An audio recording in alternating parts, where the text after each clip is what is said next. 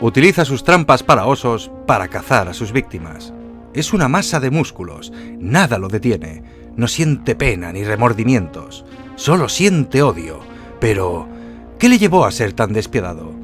Estamos hablando de Ivan McMillan, conocido como el Trampero.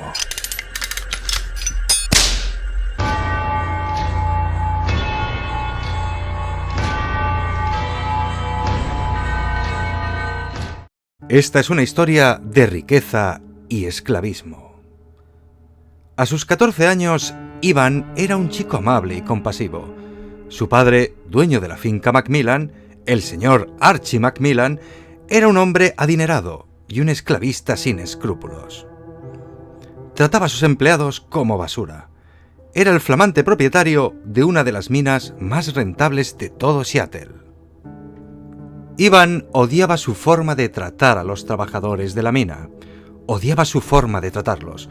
Odiaba a su propio padre hasta el punto de desearle la muerte. Esos hombres, los trabajadores de la mina, eran sus amigos. Tenía largas y amables charlas con ellos y no toleraba ese horrible trato que recibían. Su padre les llamaba gusanos. No aguantaba ni toleraba el mínimo fallo ni el mínimo error. Y no, eso no.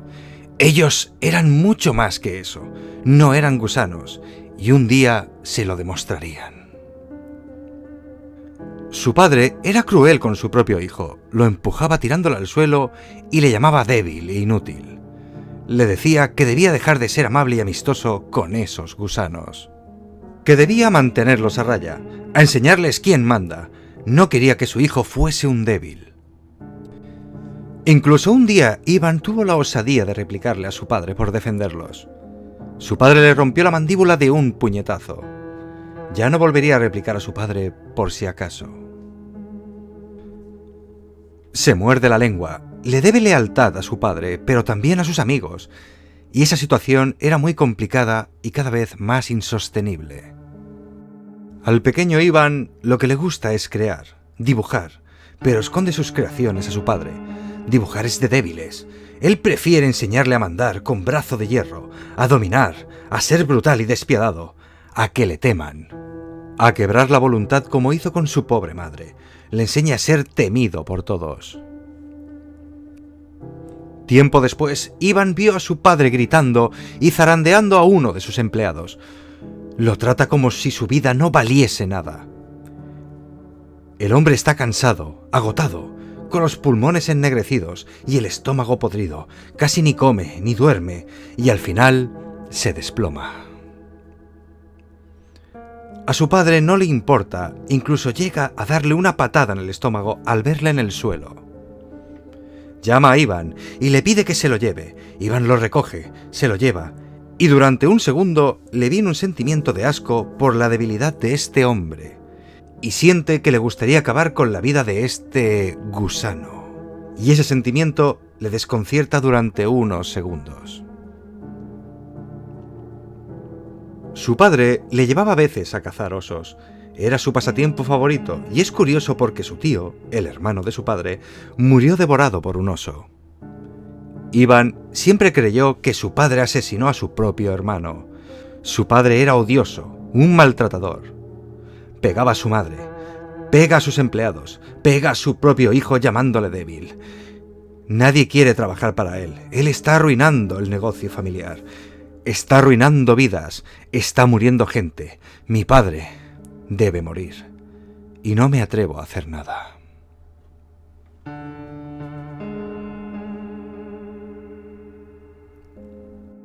Una noche oscura, Ivan se acerca a la cama de su padre. Está dormido. Podría acabar con él fácilmente.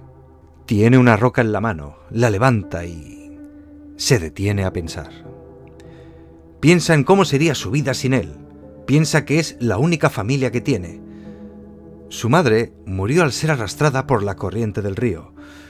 No fue su culpa, piensa. Su padre no la mató. Su padre cuidó de su hijo, le dio todo, le enseñó a ser alguien fuerte, y quizás sí fue un oso el que mató a su tío. Ivan retrocede, no es capaz de hacerlo, se da cuenta que siente admiración por su padre, al igual que odio, y retrocede volviendo a su habitación. Iván recuerda a su madre, rubia, ojos azules, amable, compasiva, no como su padre.